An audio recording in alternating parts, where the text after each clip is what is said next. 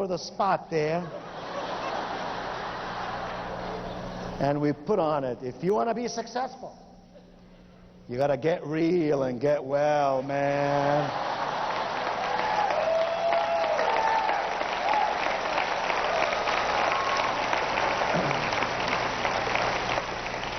Oh, yeah. I said, hey, come back in my office, let's talk. Sat down there with his manager. By the way, this car in '83 cost $46,000, and the darn thing did not have a back seat. So before I hand you this check, got to ask your manager a question. Mr. Manager, when was the last time one of your salesmen, sir, sold 2 cars worth $88,000 in less than 20 minutes? He said, never. I said, it ain't never gonna happen again either. Until and unless you teach every one of your salespeople to stop playing God and start being competent.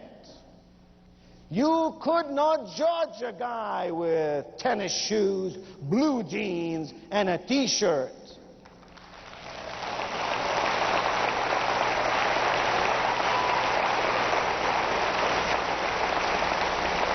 What you got to do, I said, is teach your people how to qualify human beings, because when you least expect it, they'll be the biggest recruit. When you least expect it, they'll be the biggest retail customer. When you least expect it, someone in your downline will wake up and start smelling the roses.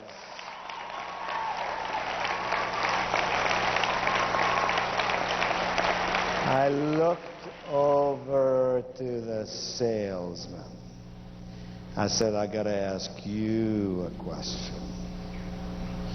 What gave you the courage to stand in my office in front of my people, having just sold me an expensive car, to ask me to buy another car as if to say, you got a donut? Would you like a cup of coffee to go with it?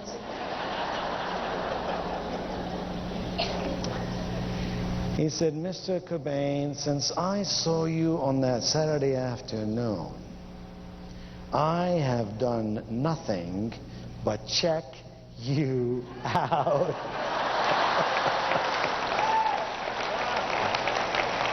Oh, man.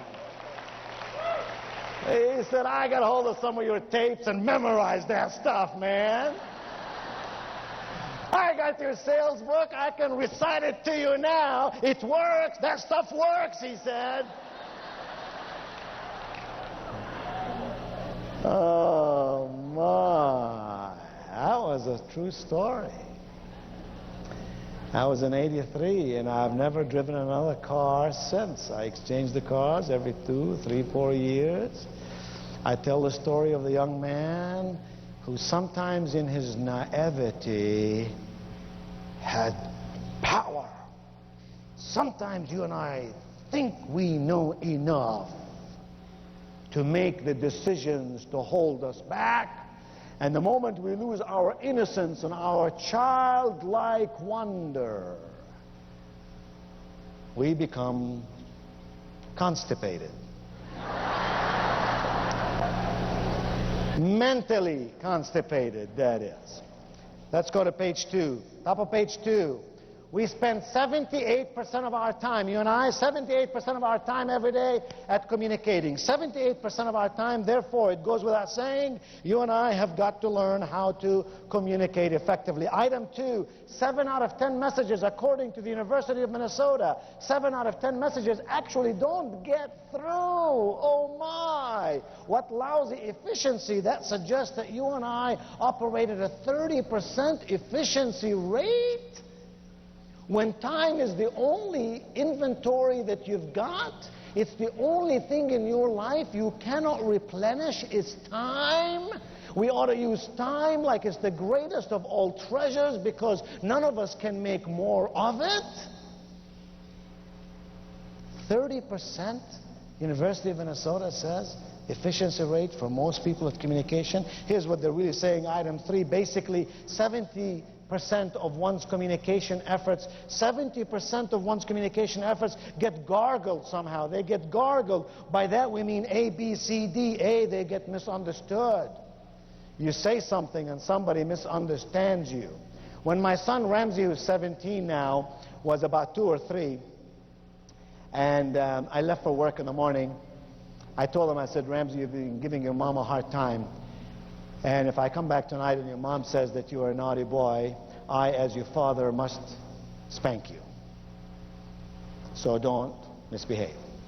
Came back in the evening and my wife made a point of telling me in front of him that Ramsey was a naughty boy. And I called him over here and I said, Ramsey, remember the deal we made this morning? We made a little covenant, you and I.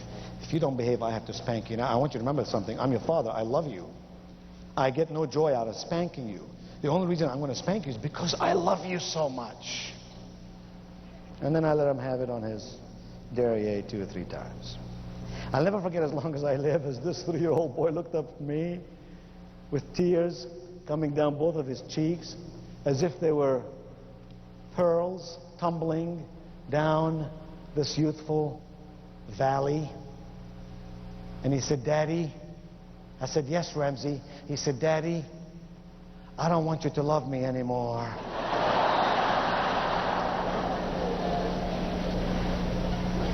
"70% of our messages somehow, sometimes get misunderstood. B, they get mistaken. Mistaken, we mean one thing and they mistake it for something else. C, they get missed. We send somebody a message, they never get it. And D, they get messed, as in messed up. They get messed up. By that we mean someone takes a message for you, they write down the wrong number, you can't call the person back, it gets messed up, opportunity lost. Here's what you and I have to do if we're really going to become good, solid communicators. We have to apply the slow method, S-L-O-W. The S stands for speaking. Speaking, not talking. Keep in mind, please keep in mind, you can talk about last night's ball game or today's ball game or tomorrow's weather, but if you're gonna say something about the starlight opportunity, you gotta think first. Design your words like an artist would design his or her work. And frame it in a way that the receiver would find in it value, inspiration, benefit. That's why we say speak, not just talk. We talk too much and we speak too little. I'll give you a couple examples. For example, how many times have you heard someone say, I love you more than you'll ever know? Have you heard that before? Why do we say stupid things like that? I mean, if you love me, go ahead and tell me how much you love me. Why are you teasing me so much? It makes no sense to me. How about when we say to someone, if I told him once, I told him 1,000 times. Like, he the dummy. No, I the dummy.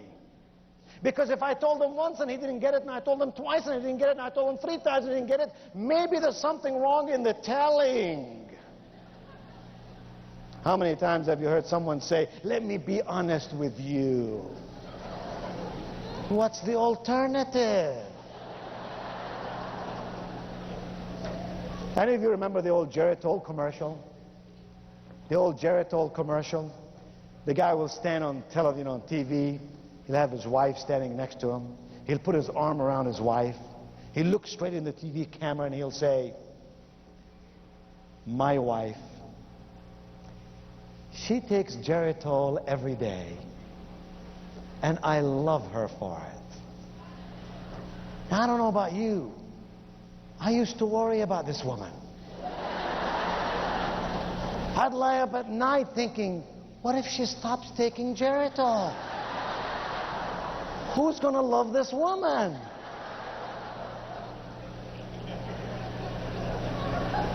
We say dumb things. Here's the best way to learn how to speak. Get a tape recorder and record yourself. Get a tape recorder and record yourself. You must record your presentation.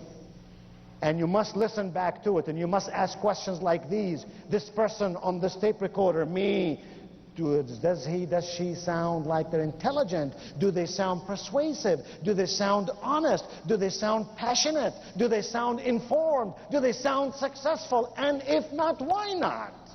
And if not, what must they do so they will feel all these things? Tape yourself and listen. If you're using too many ahs, ums, you know, or God forbid, the word like. I woke up this morning and I looked out the window and it was dark. And I said I have to turn the light on, but it was too far from my bed. Who invented the word like? Clearly a person who doesn't know a lot of words in English. It has no application. People who use too many like, that means their brain can't think fast enough to come up with something different. So don't succumb to this kind of stuff. Here's why. Because when you use repetitious stuff like that, it defocuses the listener from the message itself. And the listener now is focused on the interference itself. The word like. It's equivalent to guys. Gosh, I wish I have 2-3 hours with you because there's so much we need to cover. It's equivalent. Well, thank you. It's equivalent to the guy, God forbid we have one of those dudes here this afternoon. It's equivalent to the guy who might have hair where God never intended to be. Like on top of their nose. Do you know guys like that? And I've discovered these hairs on top of the nose always come in groups of 3. Now the only thing worse than having hair on top of the nose is hair coming out of the nose. I sat next to a guy from Atlanta to Los Angeles the other day who had, I'm not kidding you now, who had hair coming out of each nostril, roughly 1/4 of an inch per side. I thought the guy owned a broom factory. I wanted to tell him, give me your address for Christmas. I'm going to send you 2 red ribbons, you know. And then it struck me, how can this guy miss this hair coming out of his nose? Because I couldn't help but notice that he had no mustache. I ask you, when he shaved that morning, what did he do? Lift those up and...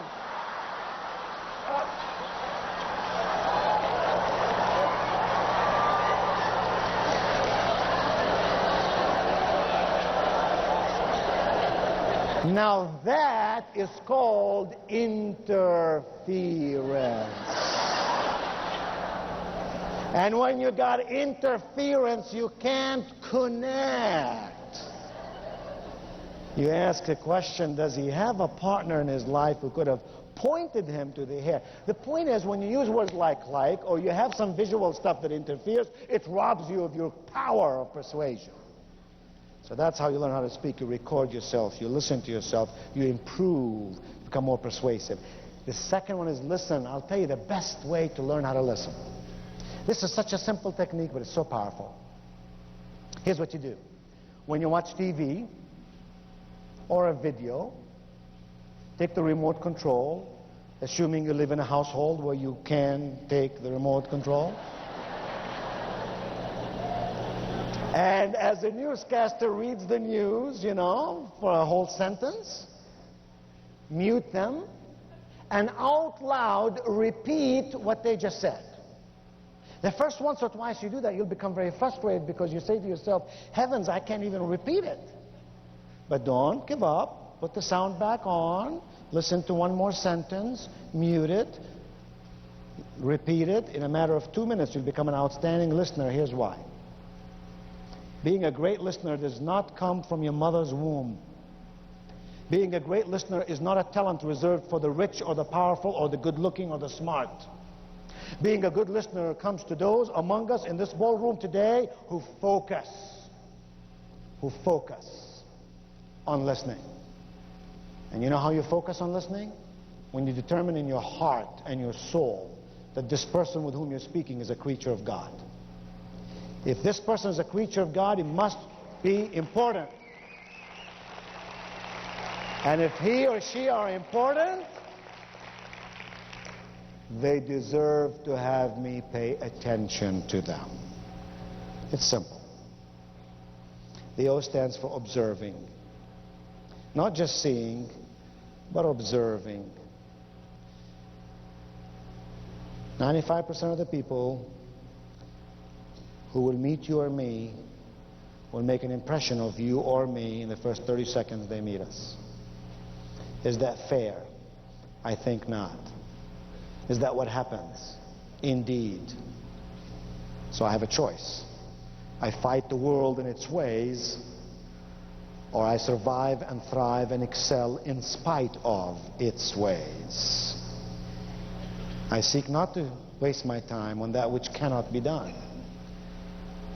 I search for ways to invest my time in those things that I can, in fact, have some impact upon, so I can move forward, not sideward and not backwards. Observing is powerful, and most of us are not as good at it as we think we are. We think we can look at someone and read them, but we really can't. And yet if you're trying to persuade someone about something, recruiting someone in your downline, you've got to watch them, because the greatest salespeople on the face of this earth are those who listen and observe their way to more sales, not the ones who talk their way to more sales. Think about your best pals. Your best pals are the ones who listen to you, observe you, and say, is something wrong? Can I help in some way? They know when you're not feeling well. And observation is an interesting technique. Let me ask you to do something for me. Take your right arm, stick it ahead of you like this, index finger and a thumb, make me an O like Campbell, alphabet soup, O, very good. Now if you will please, do exactly as I say, do as quickly as I say, do it. Do exactly as I say, do as quickly as I say, do it. Do exactly as I say, do. I have to repeat the instructions 3 times in case there's some Democrats here. You got to do exactly as I say, do. Don't worry, I don't belong to any organized political party. I'm a Republican. Do exactly as I say, do as quickly as I say, do it. Bring the hand very quickly to your head. Very good. To your chest. You're terrific. To your back. Fantastic. To your right leg. Superb. To your chin. My,